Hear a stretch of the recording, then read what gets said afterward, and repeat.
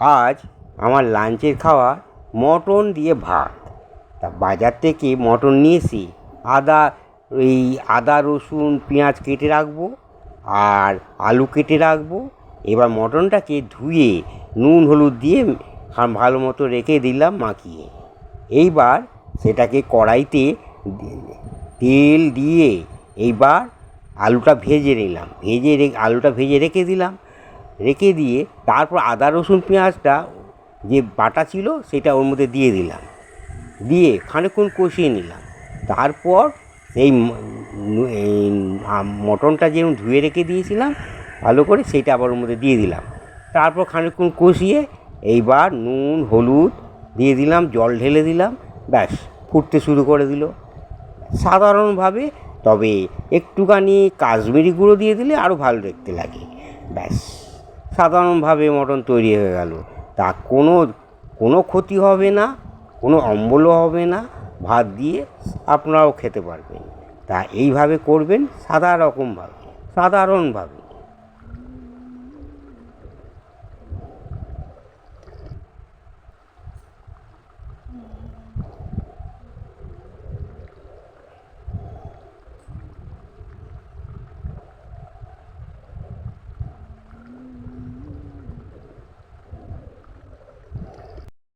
আজ আমি ডিনারে খাবো ঘরোয়া ভেজ রোল আর এগ রোল। তবে এটা দোকানের মতো নয়, তবে এটা কিন্তু বিক্রি করা যাবে না, এটা ঘরের মতো করে।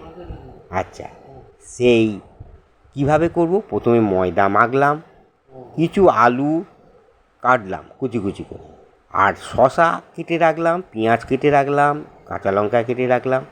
এবার ময়দাটাকে দিয়ে মেখে সেই ময়দা থেকে লেচি করে পরোটা তৈরি করলাম কড়াইতে করে, সাদা তেল দিয়ে পরোটা তৈরি হয়ে গেল। সেই পরোটাতে একটা থালার মধ্যে রাখবো, রেখে ওর মধ্যে তরকারি দিলাম, শসা দিলাম, তারপর পেঁয়াজ টিয়াজ দিলাম, এবার মুড়ে নিলাম। মুড়ে এবার খেতে শুরু করব। এবার এগ রোলের ক্ষেত্রেও তাই, কড়াইতে সেই রকম একটা পরোটা তৈরি করলাম, করে রেখে দিলাম তলায় থালার মধ্যে। তারপর একটা ডিম কড়াইয়ের মধ্যে একটু তেল দিয়ে একটা ডিম ফাটালাম। তারপর ডিমটা ফাটিয়ে এইবার সেই পরোটাটা ওর মধ্যে দিয়ে দিলাম, দিয়ে আবার নেড়ে চেড়ে গরম করে থালার মধ্যে রাখলাম। রেখে পেঁয়াজ শসা সব দিয়ে খানিকক্ষণ মুড়ে দিলাম। মুড়ে এগ রোলের মতো, কাগজ না, এমনি মুড়ে ঘরের মতো করে হয়ে গেল রাতে খাওয়ার ভেজ রোল আর এগ রোল। আপনারাও করবেন ঘরের, আর দোকানে যেতে হবে না, ঘরে বসেই সব খাবেন। কেমন হলো কমেন্টে জানাবেন তৈরি করে।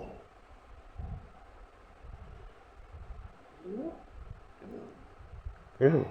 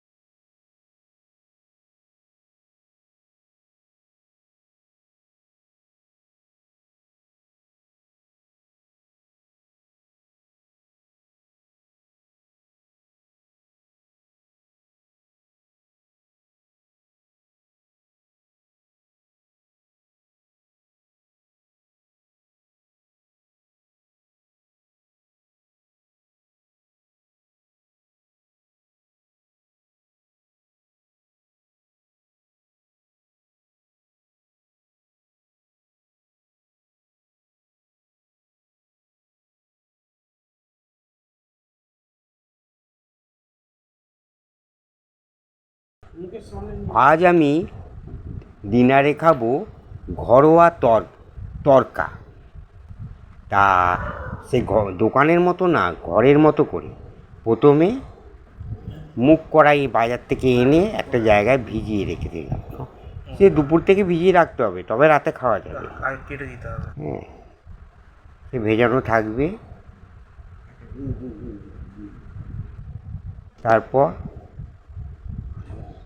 এটাকে কড়াইতে জল ঢেলে সেদ্ধ করে তারপর কতগুলো আলুকে কুচি কুচি করে ওর মধ্যে দিয়ে দেবো।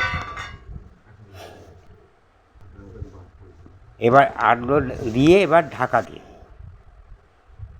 তার মধ্যে নুন, হলুদ, কাঁচা লঙ্কা,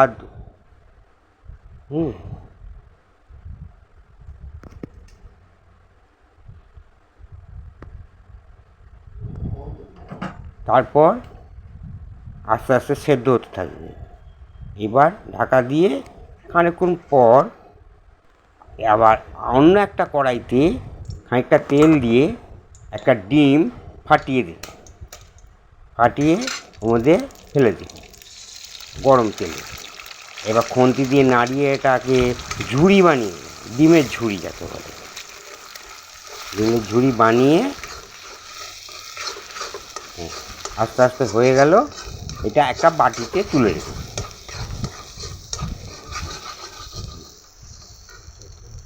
এবার তুলে রেখে দেবেন। দিয়ে তারপর আবার একটা কড়াইতে আবার তেল দিয়ে একটা পাঁচফোড়ন দিয়ে, তারপরে সেই সেদ্ধ মুগ কড়াই আলু দিয়ে সেদ্ধ করা সেগুলো একটা পাত্রে আগে রেখে দিয়ে এই যে পাঁচফোড়নটা তেল পাঁচফোড়নের মধ্যে মিশিয়ে দিয়ে তারপর সেই ডিমের ঝুড়িগুলো ওর মধ্যে দিয়ে দিলাম, দিয়ে একটু নেড়ে নিলাম। ব্যাস হয়ে গেল ঘরোয়া তরকা। দেওয়া হয়ে গেল ডিমের ঝুড়ি। একটু নেড়ে দিলে দেখলে নিশ্চয়ই লোভ লাগবে। হ্যাঁ, একেবারে দোকানের থেকে ভালো, কোনো ক্ষতি হবে না, না বেশি মশলা আছে, শুধু ঘরের মতো একদম। তারপর একটা জায়গায় রুটি, একটা জায়গায় তরকারি নিয়ে এবার খেতে শুরু। কাঁচা লঙ্কা রাখতে হবে, একটা কাঁচা পেঁয়াজও রাখতে হবে।